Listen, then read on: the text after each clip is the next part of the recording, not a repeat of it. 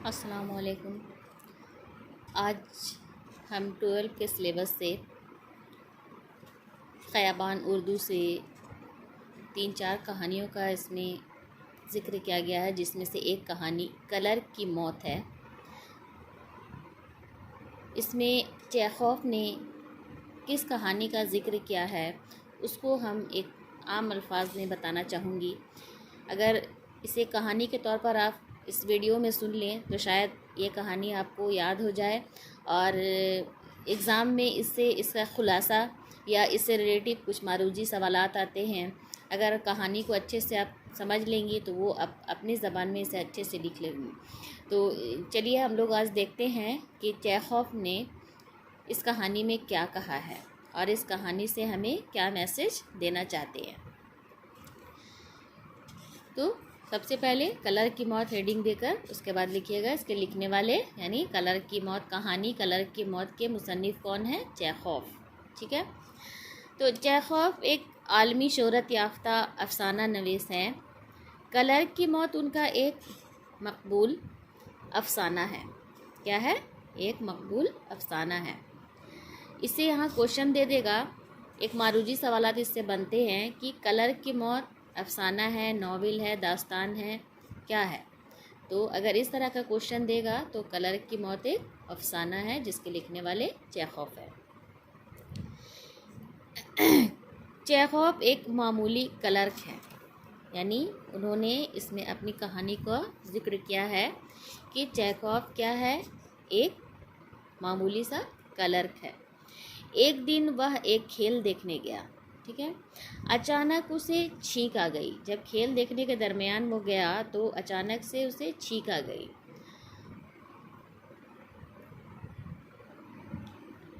छींक की आलूदगी सामने के कतार में बैठे एक ऑफिसर के सर और हाथों पर आ गई। यानी कि जब वह छींक हुआ उसे अचानक से, जब वह छींका तो छींकने के साथ साथ उसके मुंह से या नाक से कुछ गलाजत निकली। आलूदगी मतलब गंदगी होता है, कुछ गंदगी निकली और उसके ठीक सामने में कतार में एक ऑफिसर बैठा हुआ था, उसके सर और हाथों पर वो आलूदगी पड़ गई। तो चेखोव ने उसे साफ़ करते हुए देख लिया। जब वह छींका उस पर पड़ गया तो ऑफिसर को वो देखता है कि वो अपने हाथों से उसे साफ़ करने लगा, तो वह बहुत शर्मिंदा हुआ। उसे बहुत शर्मिंदगी महसूस हुई कि मेरे छींकने से उसके कपड़े पर वो गंदगी या आलूदगी फैल गया, जिसकी वजह से वो परेशान हो रहा है। वो क्या करता है फिर? अचानक से वो बहुत शर्मिंदा हुआ और खेल के दौरान ही उससे क्या होता है, जब खेल चलते ही रहता है लेकिन उसे बर्दाश्त नहीं होती है और वह उस दौरान उनसे माफ़ी मांगने लगता है। ठीक है, ऑफिसर उसे खामोश रहने का इशारा किया। यानी ऑफिसर को ये लग रहा था कि वो छींका और मेरे पर आलूदगी पड़ गई, लेकिन किसी और ने नहीं देखा, तो वो शो अप नहीं करना चाहता था कि कोई देखे कि इससे गलती हुई है और मेरे ऊपर इस तरह से मतलब ये हुआ है। तो वो उसको हाथ से इशारा कर रहा है कि ठीक है ठीक है। ऑफिसर उसे खामोश रहने का इशारा करता है कि तुम चुप रहो और कुछ बोलो मत, जो हुआ सो हुआ। मगर क्लर्क का दिल एहसास नदामत था, यानी उसका बहुत बेचैन था कि वो अभी भी मुझे माफ़ नहीं किया है, शायद वो मुझसे गुस्सा है। उसने थोड़ी देर के बाद इंटरवल में माफ़ी की दरख्वास्त दोहराई। जब इंटरवल हुआ, खेल के दरमियान होता है कुछ थोड़ी देर के लिए ब्रेक, तो जब ब्रेक हुआ तो फिर वह उसके पास चला गया और वो उससे माफ़ी की मतलब माफ़ी मांगने लगा कि मुझे माफ़ कर दीजिए, मेरे से ऐसे गलती हो गई। मगर उस ऑफिसर ने ना तो उसकी दिलजोई की और ना ही उसे माफ़ किया। यानी कि वो चाह कर के भी उसे माफ़ नहीं कर रहा था, लेकिन लोगों के सामने वो दिखाना भी नहीं चाह रहा था कि इसने गलती किया है, मेरे साथ ऐसे किया है, और उसको माफ़ नहीं कर रहा था। कलर की बेचैनी बढ़ती जा रही थी क्योंकि उसे लग रहा था कि वो मुझसे गुस्सा हो गया है और मुझे माफ़ नहीं कर रहा है। वह दूसरे दिन माफ़ी के लिए उस ऑफिसर के दफ्तर पहुंच गया। वो उसको इतनी बेचैनी थी कि वो जब तक वो माफ़ नहीं करेगा हम नहीं मानेंगे। तो यहाँ तक कि वो ढूंढ कर वो उसका ऑफिस भी चला गया। ऑफिस चला गया और उससे फिर माफ़ी की दरख्वास्त करने लगा।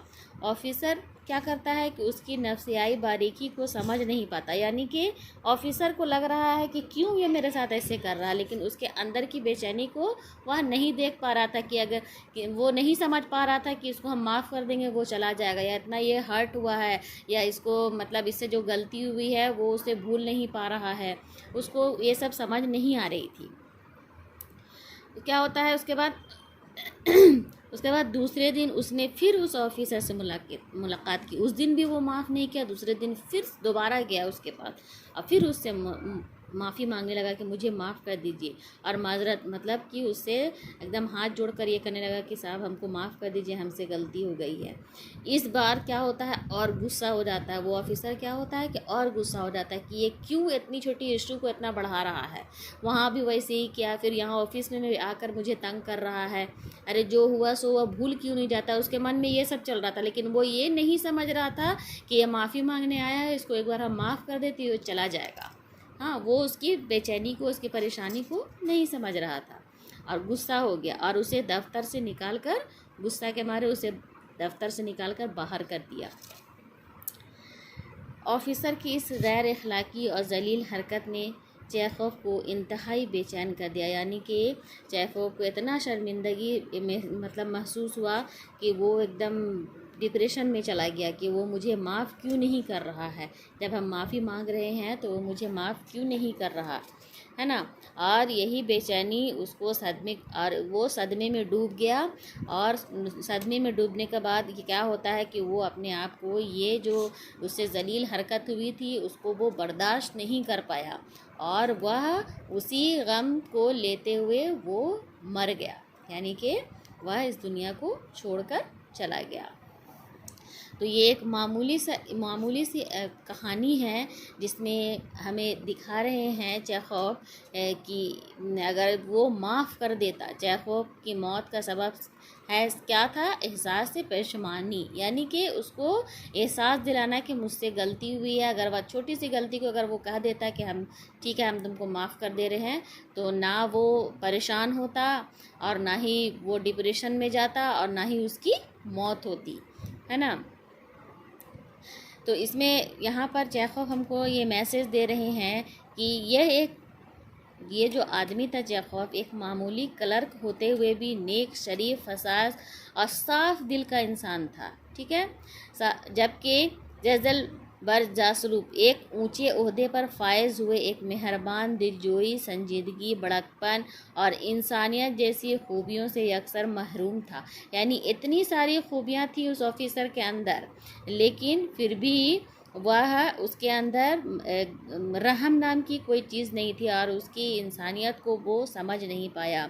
और उसके किरदार की इसी सख्ती ने, यानी कि वो इतना कड़ा मिजाज का था कि उसे ना माफ़ किया और सख्ती की वजह से एक मासूम शख्स की जान चली गई, सिर्फ उसकी शर्मिंदगी की वजह से।